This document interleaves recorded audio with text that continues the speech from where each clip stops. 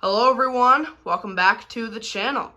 So, today we are looking at the Genie Pro screwdriver once again, and today we're going to be doing a full review of this machine. So, like I said, this is my Genie Pro screwdriver. Model number on this is CM7600IC/A.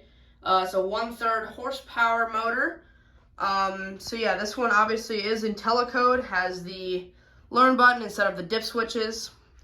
This opener was made, let's see here, 11th week of 2001.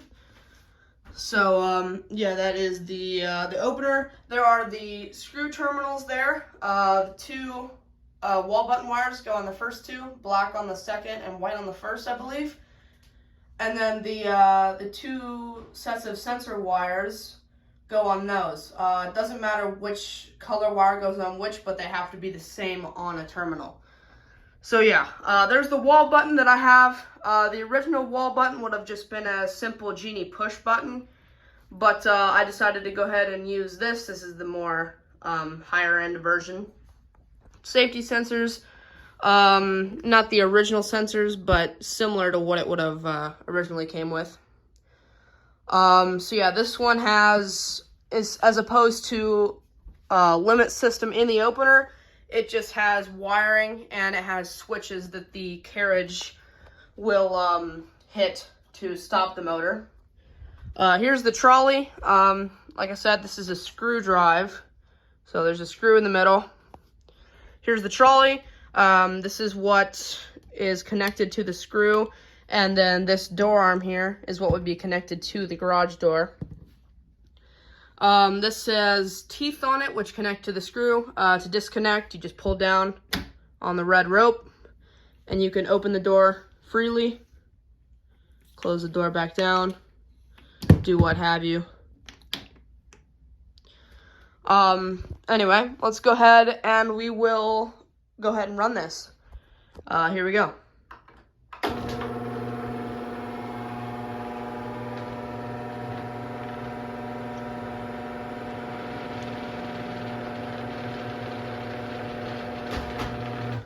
So yeah, this opener is pretty quiet, especially if you keep them well lubricated. These openers can be really quiet, actually. So the reason that this was replaced is the motor bearings were shot in it. The motor was locked up, so I had to take the motor apart and work in there. So yeah, like I said, 1/3 horsepower. With this button, you can turn the light on and off of the opener, and you can actually lock out remotes with this button. See, the light goes out. Turn it back on, light comes back on. Go ahead and close the door.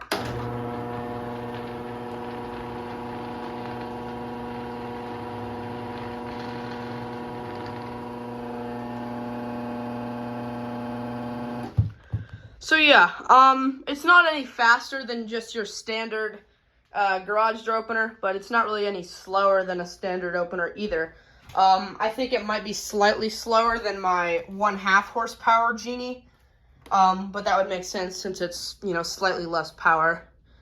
But yeah, so the limit wires just come right out of there. The gray is for the up limit and the brown is for the down limit way down there.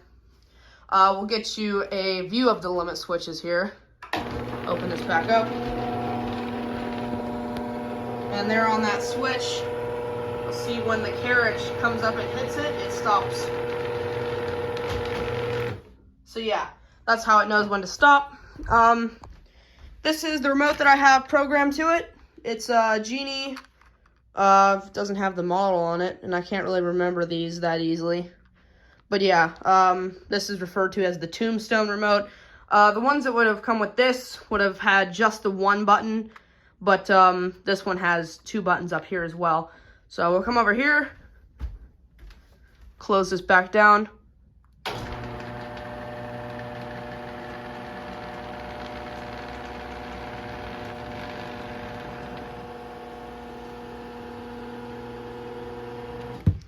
So yeah,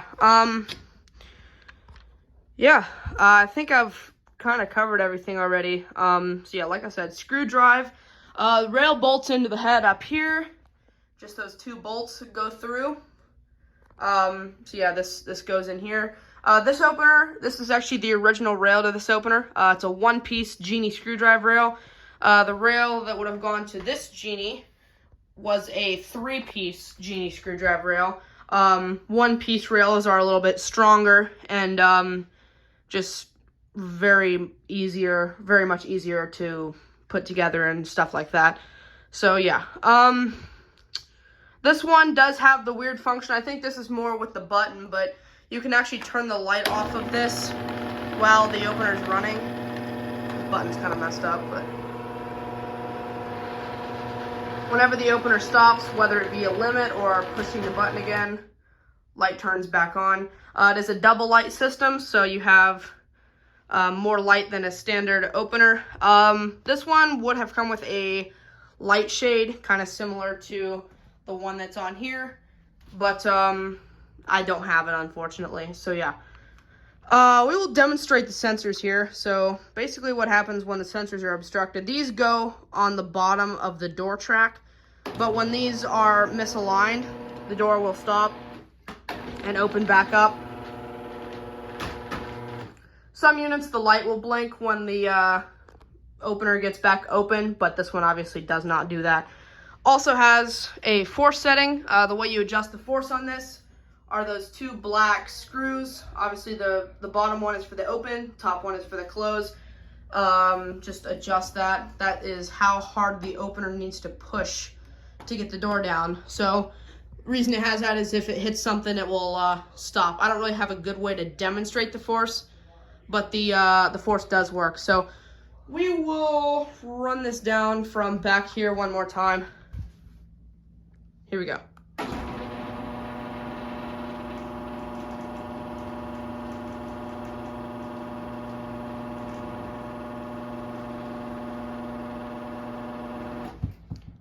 So yeah, this opener is actually quite a bit smaller than most of these. If you take a look at, like, probably the biggest opener I have is the 1280. See how that takes this whole space right here, and it's actually turned sideways, so it's actually even bigger usually. But this thing is pretty small. So, and also, excuse me, the Pro Drive is somewhat small, but it's very weirdly shaped. But yeah. So I think I've pretty much shown everything. Wires on here go to there. There's 2 screws in there. Like I said, this button's kind of messed up, but yeah. Have the sensor wires go into these 2 terminals right there. So yeah. Yeah, to grease it, you just put grease on the screw every now and then, and it'll keep it nice and quiet. But yeah, I think that's pretty much it. I think I've covered pretty much everything. This one does have an RPM sensor, no clutch in the back. So yeah, it's pretty much it. So thank you guys so much for watching. Comment, like, and subscribe, and I'll see you in the next video.